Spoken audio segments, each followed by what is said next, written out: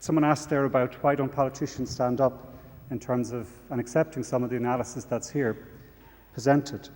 This is my third ASPO conference. I was in Lisbon and Pisa before.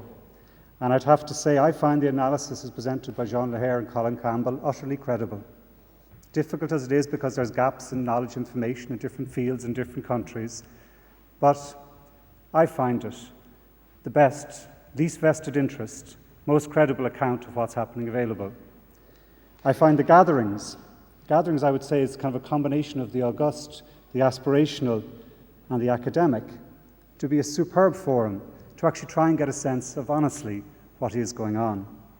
I would have to say, I accept and I would challenge any other politician to defy the analysis that the likes of Bob Hirsch has presented at these conferences, that you need to start radically preparing 2 decades in advance, at least, for the nature of change that we have today.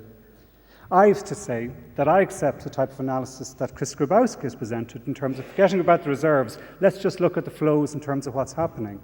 And when I see his analysis being replicated now, in essence, by the IEA and on the front page of the Financial Times about how tight we are, I chuckle to myself and say, look, he's on the front page of the Financial Times and they don't even know it.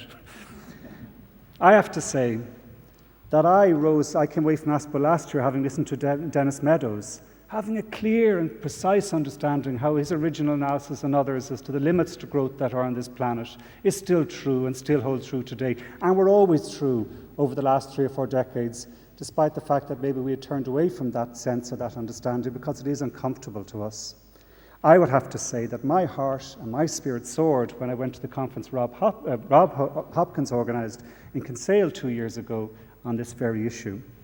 So, it's not that difficult to stand up, I think, as a politician and say that this actually is a true, huge challenge.